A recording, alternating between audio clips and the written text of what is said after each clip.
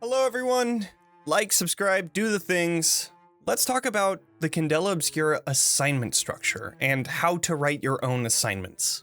Hopefully your session 0 is done and now it is time to get into writing. Since Candela Obscura is still a very new TTRPG, there aren't many published stories for a GM to get a hold of and run for their friends. So that means you'll most likely be writing and running your own story.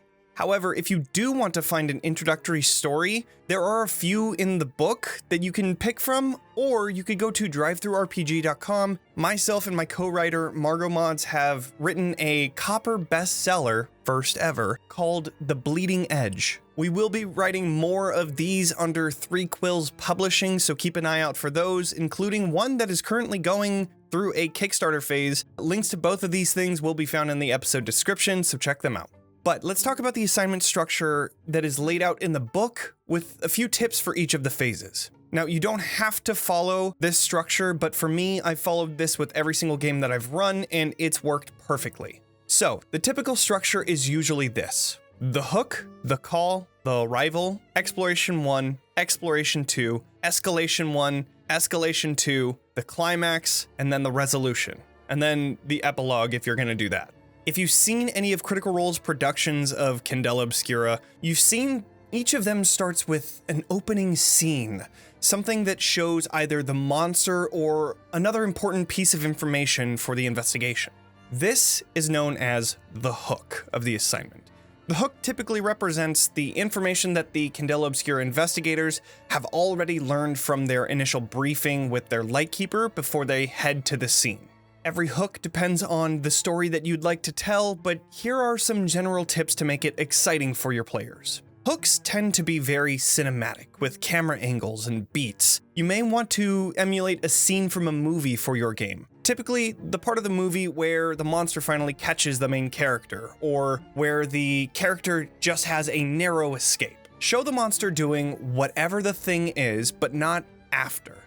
That information is for your circle to find out during the next phase, the arrival. The hook cannot be too long. Horror storytelling is only scary if the tension and stress doesn't continue for too long. I would keep it under 2 to 3 minutes, otherwise you may lose the interest of your players. Just keep it brief, but intense. Speaking of intensity, music. It is so important to set the scene with ambiance. Is the scene a slow burn or a chase scene? Critical Role has released an entire album of spooky music that fits perfectly for both. Personally, I love using Sirenscape. You can upload music and create moods before your session that play certain sounds and music, and it's very easy to switch between them. I've been able to create sounds of casinos, jazz bars, abandoned warehouses, a beach town like Seasway, and so many more. I can easily switch between them with just a click, which makes it very easy on my end as the GM, where I don't have to put a whole bunch of mental focus on switching music.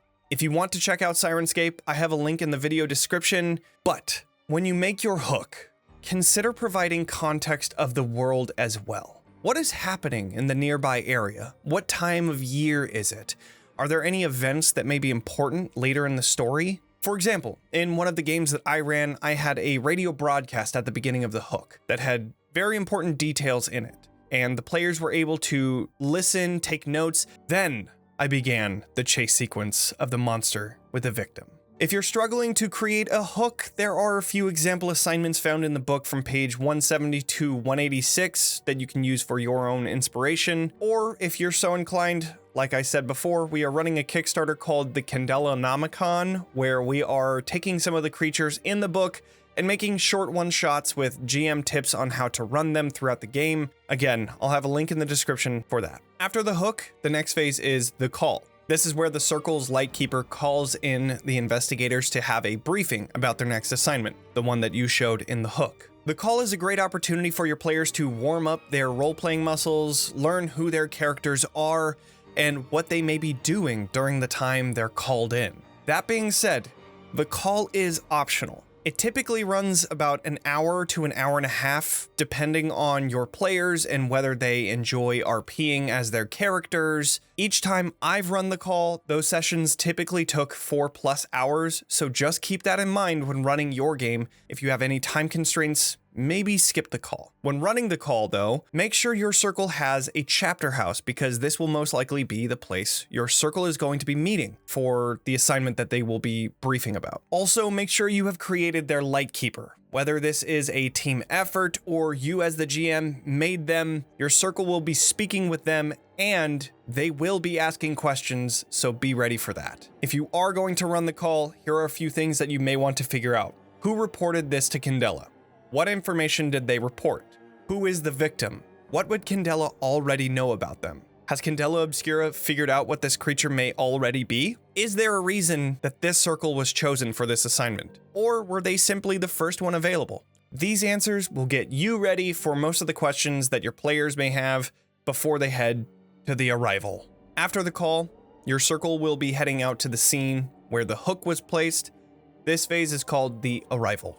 If you didn't do the call, this is a great time for you to add some of the context that you may have given during that time. You can use the questions that I mentioned just before this to help fill in your players, and then describe the scene. What do they see, smell, hear, feel?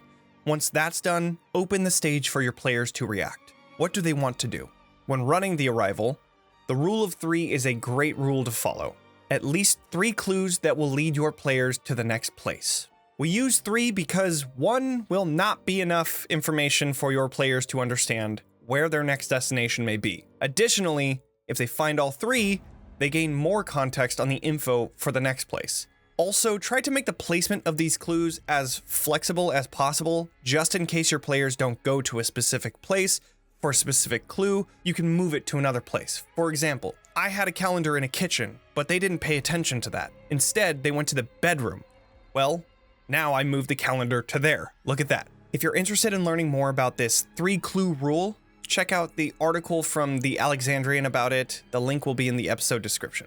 The arrival is the perfect time to set the theme of the assignment if you have one. Attaching clues to the theme and perhaps foreshadowing what they may find in the end is always fun, especially at the end of the session when your players look back and realize that you were dropping subtle hints the entire time. By the end of the arrival and every phase going forward, the clues should lead to a reveal, which is an important discovery the circle makes that allows them to move on in the investigation. This also gives the GM a clear goal for the clues they place in each phase. Make sure your reveal is concrete.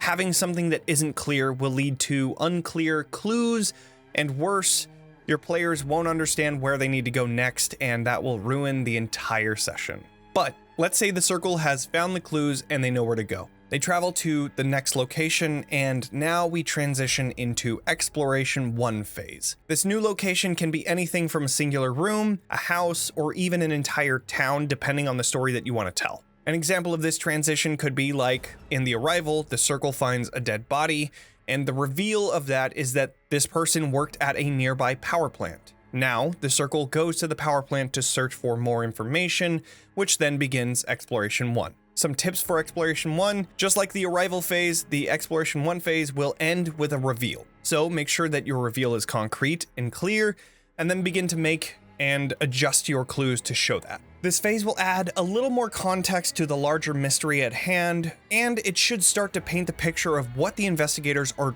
truly looking for. As the book states, this part may be a little more dangerous than the arrival, so feel free to start giving bleed, brain, and body marks as they explore more. After the Exploration 1 phase, your circle will be heading into Exploration 2 phase.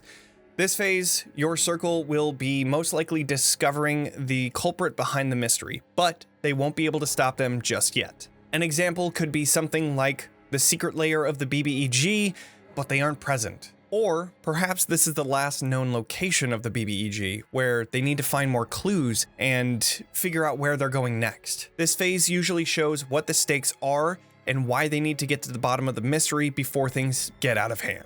The reveal of this phase should lead to something that is urgent or something where danger is imminent. The stakes are starting to raise and the circle must do something about it. With the danger present, the circle moves to the next phase, Escalation 1. This is where things are getting pretty dangerous. They may be one step away from the BBEG, and they can tell. Marks might be given out a little more liberally here. There may even be a twist in the story around this moment. Perhaps the villain they thought they were chasing isn't really the villain after all.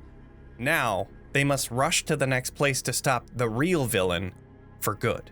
The reveal in this phase should bring a final piece of information the circle needs to then get them to the second escalation phase. This is the final phase before the climax. This is where the tension of the story should be apparent and danger is very present. The PCs may take some marks before heading into the next phase, which is the climax, and this may be the BBEG's secret lair or the final area before they confront the final villain. They may not have all of the answers at this point, but they have enough information to lead into the climax, and this phase doesn't necessarily need to have a reveal. But it can still have a reveal depending on whatever story you're telling and whether a reveal is necessary. Once your players move through escalation phase 2, they arrive at the climax of the story. There may be a final twist or reveal of hidden information that leads to more drama, but for sure, this is where all hell breaks loose. They battle with the villain, they have to stop a ritual before it releases a world-ending being, they have to defuse a bomb before it destroys an airship. As the GM, you should be giving marks for everything that isn't a full success. This is where stakes are the highest, and there needs to be tension and the possibility of failure. Remember though, as the GM, you're not punishing your players, you are facilitating consequences for mixed successes and failures. What I mean is, you shouldn't overdo the amount of marks that you're giving and force your players to fail without them ever having a chance to succeed. I typically keep a whiteboard nearby where I keep track of each of the PC's marks. That way I don't accidentally give each of my PCs a scar in the final encounter and have them all go incapacitated, then leading to them failing and yada yada yada. Very anticlimactic. After the climax phase, we come to the resolution and the epilogue. This part doesn't need to be extensive since there are so many ways the players can approach the final conflict, but just have a brief summary of the next few things that may happen to the circle. They saved the day and now they return back to their chapter house with new information. They might have brought someone to the authorities to make them face justice for their crimes. Whatever the ending is, feel free to ask your players what they may do at the conclusion, and then ask your players the illumination questions that are found on page 54 of the core rulebook and on the circle sheet included in the quick start guide. This is how your players level up. So mark down all of the illumination points on their circle sheet and keep track of those going forward. After the session, you as the GM will need to figure out the lasting repercussions of the decisions made by the PCs. On page 169, nice. There are a few questions you can answer that will help your prep. Did the circle find every clue that you laid out for them? If not, why? Did they bond with any NPCs in particular? Should you bring them back? Did the themes in your adventure resonate with the group?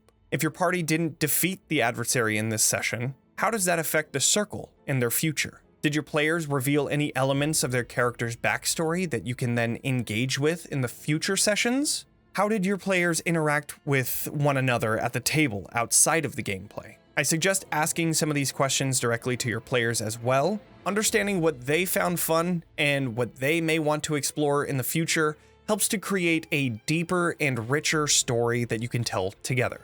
Thank you so much for watching. I truly appreciate all of your support. If you have any questions or requests for future videos, please leave a comment. I would be more than willing to make more videos to help GMs run Candela, but I need your help to tell me what you may be struggling with and need some advice on.